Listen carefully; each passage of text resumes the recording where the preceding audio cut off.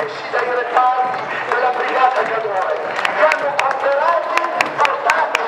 nel paese della maggior cappella e là li hanno conservati e continuano a presentarsi nel corso delle adunate nazionali e nei grandi momenti di incontro, perché la nostra storia è fatta anche con questi quadrupedi.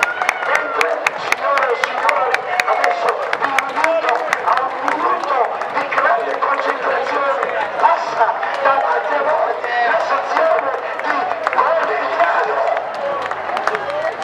La sezione di Corigliano è la sezione del terzo reggimento artiglieria da montagna, è la sezione del settimo reggimento alpini, è la sezione del sesto reggimento alpini, è la sezione dei uomini della collina, è la sezione dei uomini di Corigliano, della nostra bella, forte e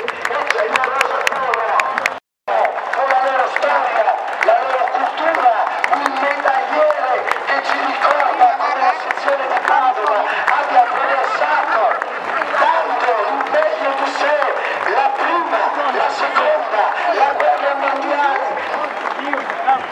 la guerra di liberazione di Vicenza, la storia della Russia, il quadriglio di Selenar, dove finirono per sacrificarsi, dove questi uomini, i loro nonni, i loro amici, diedero anima e corpo pur di cercare di superare quell'accerchiamento, combattendo quelle 19 battaglie di retrovia, di sfondamento della linea russa che gli braccava. Alpini in Russia, l'abbiamo detto, guardate questi nomi e rispettiamoli con un po' di silenzio, guardiamo questi nomi e rispettiamoli.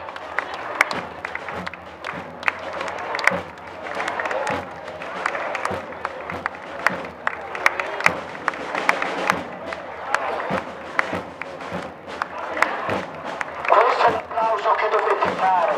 questo è l'applauso vero, questo è l'applauso che si aspetta dagli alpini, è un applauso che sa di mare fresco,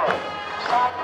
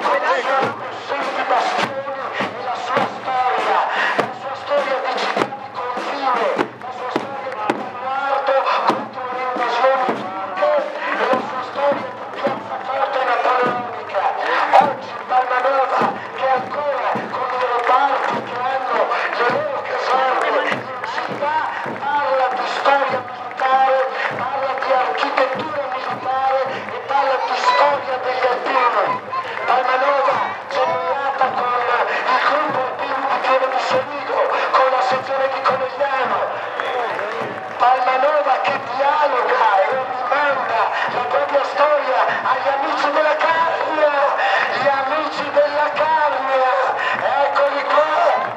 dal piccolo al grande, la forza delle sezioni ospiti amiche che hanno voluto raggiungerci per stare insieme con noi, cantare ma anche testimoniare l'impegno